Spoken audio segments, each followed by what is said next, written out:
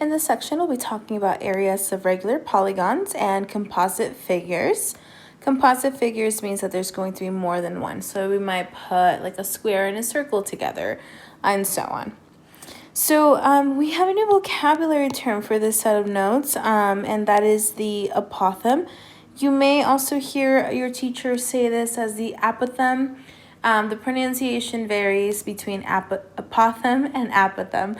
So that's what that is. And the apothem is the distance from the center to any side of the polygon. So right in my picture, this is the apothem or apothem again. And it's going to create a 90-degree angle with the side. It is going to be perpendicular to the side. I'm going to make that additional note. Perpendicular to the side of the polygon that we're talking about. And we can use this general area formula for any regular polygon, 1/2 times the apothem times the perimeter. These are all being multiplied by each other. That's why we use parentheses around the apothem. And then the P is the perimeter of your figure. So there's only two things that you need in order to find the area of a regular polygon. A quick review is that it has to be a regular polygon, and a regular polygon has all congruent sides and angles. Okay, so we might need you to find the angles of regular polygons. You'll learn this in chapter 6 when you do n-2 times 180, and then you divide by the number of angles or sides, and that's how you're going to get each interior angle. Okay, so let's just jump right into it. The first few examples are just identifying the pieces of what we're looking at. So example 1, in this figure, we have a pentagon that's inscribed in circle X. So we have a circle, and within that circle, we have this pentagon. That's what's happening in this picture, okay? We want to identify the center. The center in this case, we're just going to call it center X. That's the letter that represents the middle. We want to figure out the radius. And we have two options that would be correct. In this case, I can have a radius here at XQ, or I could also call XR a radius. Next, we want the apothem. The apothem, remember, needs to go from the center to the side of the shape right there. So I'm going to call that XN. And it also needs to create that 90-degree angle, so that's how you know that's the apothem. And the last one we want to do is find the central angle. So a central angle in this figure, we have QXR. So from Q to X to R, this would create a central angle, QXR. And remember, a central angle needs to go to the center. So that's why I'm able to say QXR is a central angle. It comes out, creates this arch along the circle. Okay? And I need to find, the last part is find the measure of the central angle. So here's where your previous knowledge comes in. We're looking at just the pentagon right now to figure out that central angle. Okay?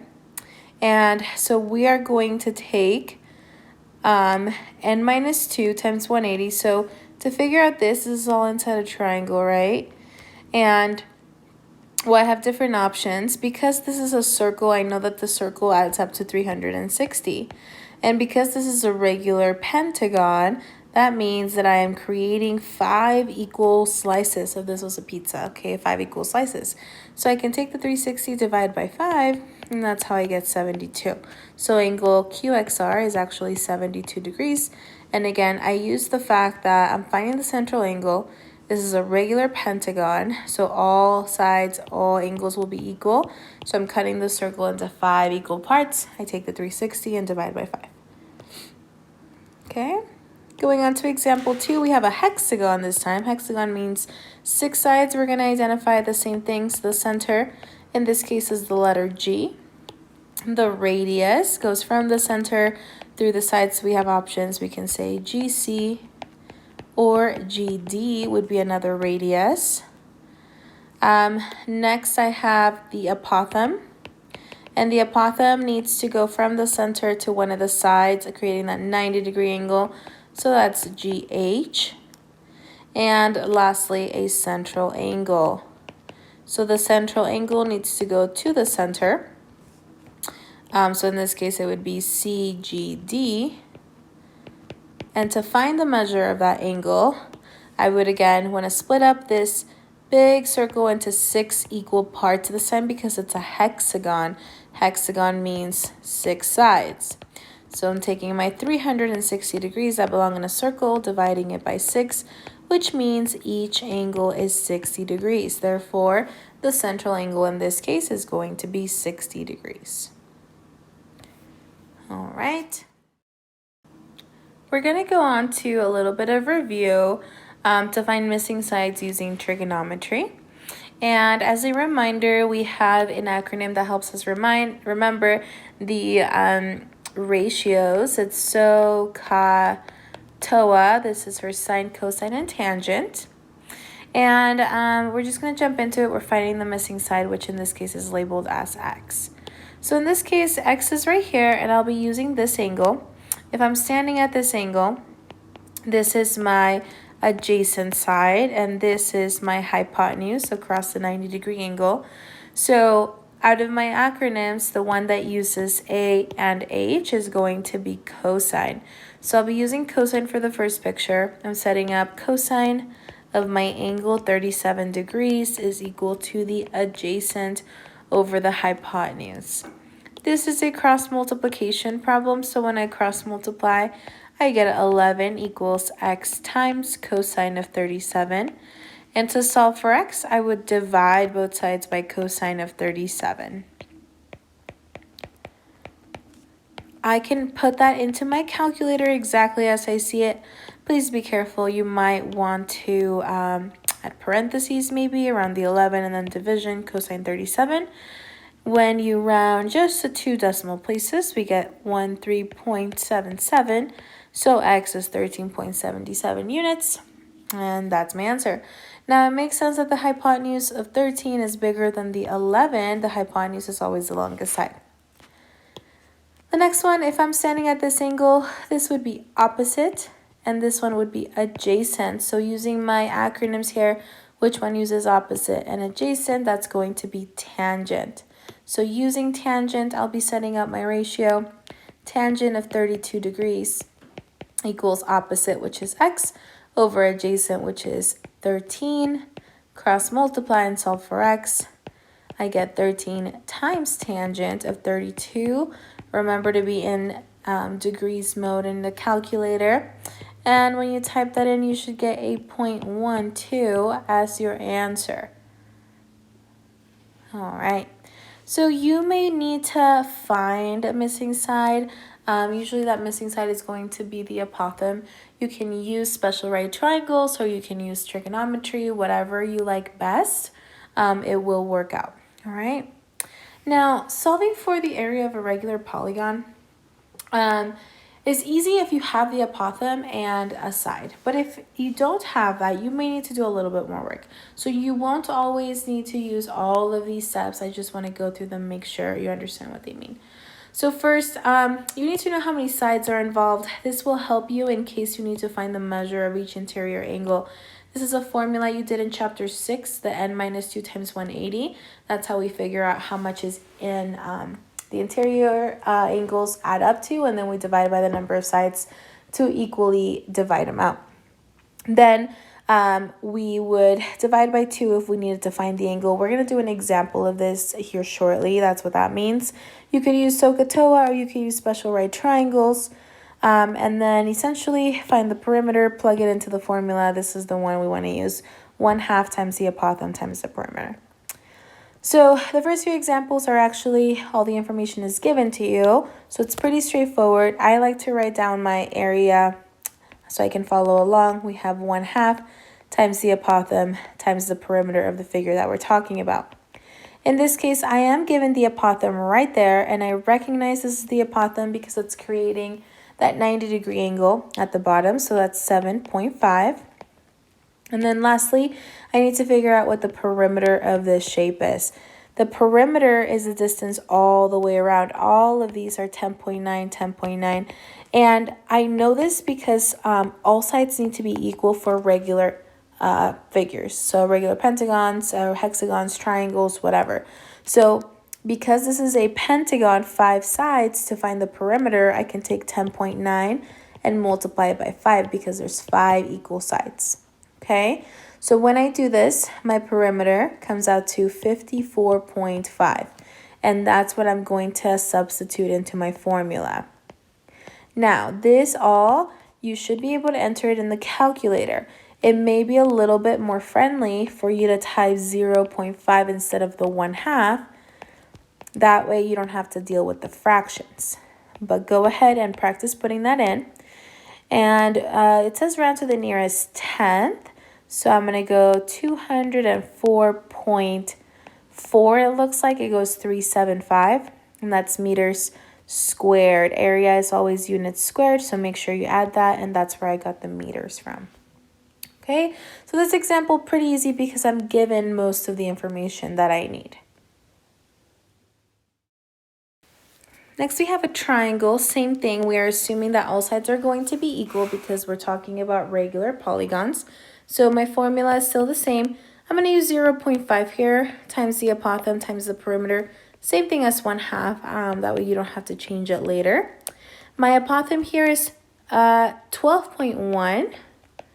Okay, I'm getting that right from the picture. And I can figure out what the perimeter is by using the side that I'm given. So this is 14, and then there's 3 equal sides. So I'm finding the perimeter by doing 14 times 3, which is 42. So that's what I'm going to substitute in for the perimeter. Now go ahead and again put that all in your calculator, and running to the nearest 10th we get 254.1, and this is meters squared. Okay. Last one, we have a square. So we know that you can figure out this area by just using the side length, but we want to show you that this formula works for any polygon that has equal sides. That's why we're going to go ahead and use this formula, even though you probably know how to find the area of the square. So again, 0.5, the apothem here is 7.5, and the perimeter is going to be 15 times 4 because there are 4 sides to this figure. So that gives me 60. And if you put all of that into your calculator, you should get to 25 inches squared. Now, again, we know that you probably wouldn't use this formula for a square. You could just do side times side, but this is more to show you that this works with any shape. Now we're going to get into the hexagon. And for this one, we're going to need to do a little bit more work because I am given the apothem in this first one that I'm going to do, example 4. This is the apothem, so let me write down area is 1/2 times the apothem times the perimeter. However, I don't know what my side is. So I need to figure out how to do the perimeter. I don't know how much these sides are. That's what I'm trying to figure out first. So what we're going to do to figure out the sides is I'm going to take out this triangle, and then hopefully you recognize that it looks familiar.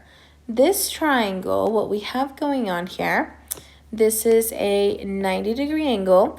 This is pointing to this angle, which means this is 30 degrees. And if you think back on triangles, they need to add up to 180 degrees. Therefore, this would be a 60-degree angle. The hypotenuse in this case is 10 meters, and it looks like this side across 60 is 5 square root of 3. So hopefully this is ringing a bell. This is a special right triangle, and we talked about how a 30, 60, 90 has a ratio of 1 square root of 3 and 2. Well, we need to figure out how long this side is because that's going to help me figure out the perimeter. So I need to solve for x. That's across the 30, so I'm going to put my x here. My 2 is here, and that has a 10 across the 90, and this is 5 square root of 3. So just pick 2 and go from there. Set up your proportion, and we're going to solve for the missing side. I'm just going to choose the 1 over x, 2 over 10.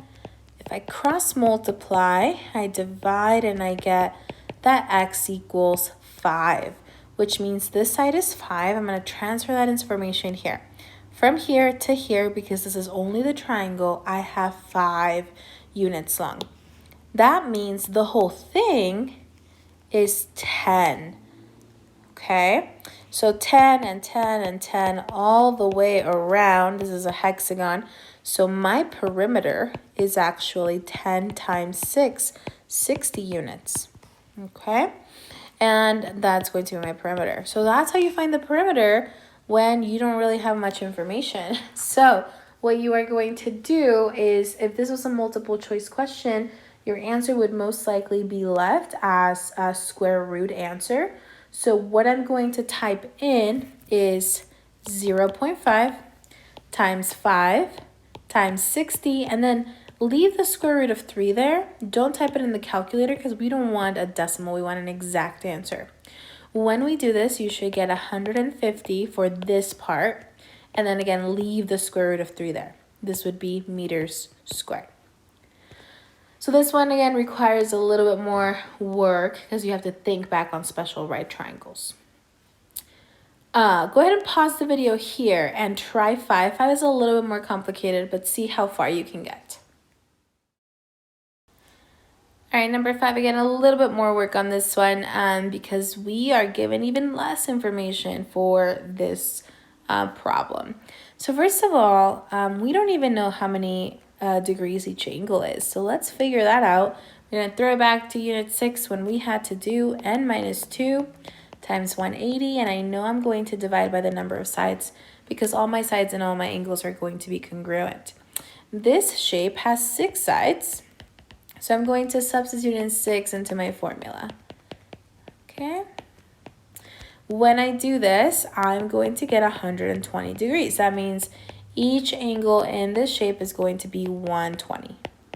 Okay? All right. I'm going to use that information and I'm going to pull out this triangle. Please note that the whole angle is 120. Not the one in the triangle, but the whole thing. And what the radius does is it's going to cut it in half. So instead of writing the 120, because that would be the entire angle, this is only 60 degrees. It's half of 20. This side is not 5 because the whole thing is 5. That apothem is cutting it in half, so this side is actually 2.5. This is my 30. I don't really need the radius, but I do have to figure out what the apothem is in order to use the formula that I'm given. So formula is area is 1/2 times the apothem times the perimeter. Well, this time I know what the perimeter is because each side is 5 and there are 6 of them, right? So 5 times 6 gives me 30. So yay, I know the perimeter is 30. That's good. Now I just had to find the apothem. Well, this is another 30, 60, 90 triangle where my ratio is 1 square root of 3, 2. I don't really care for the 2. The hypotenuse is not going to help me much. I do want to know what the 60 degree reference angle corresponding side is going to be, so I'm going to put x there. And I know that across the 30, I have a 2.5. So when I cross multiply, I get x equals 2.5 square root of 3. Now, this one already has a decimal involved, so go ahead and just enter the whole thing just like that. You're going to get a decimal. That's okay. We want to practice both an exact answer with the radical and then one without the decimal. So when you enter all of that into your calculator, you should be getting 64.95. You technically could round that to 65.0 because of that 10th place. So either of these would be correct. Okay. All right, now we're going to get to that second part of this set of notes, which is the composite figures. So looking at example 6, you can see how we're putting different shapes together. So this is the pool problem. The dimensions of an irregularly shaped pool are shown. What is the area of the surface of this pool? So first I'd like to break this up into different shapes so you can see all the different parts of this pool. We have a triangle here, So that's a triangle. We're going to find the area of that. We also have a rectangle right here. So we got to figure out the area of the rectangle. And lastly, we have two semicircles really, but they have the same diameter. So I'm just going to, instead of splitting them up, I'm just going to say we also have a circle. Okay, so we're just going to take it one shape at a time and find the area. This is where you need to think about, how do you find the area of all these shapes? Well, a triangle is 1/2 times the base times the height. So 1/2. In this case, you have options. You can call this the base if you want. And this base is 32. I'm using the 32 from above there. So that's how I know that's 32 feet. So that's my base. And then my height is going to be this from here to here. So that's 15. Okay, put that in your calculator and you get 240 for the area of the triangle.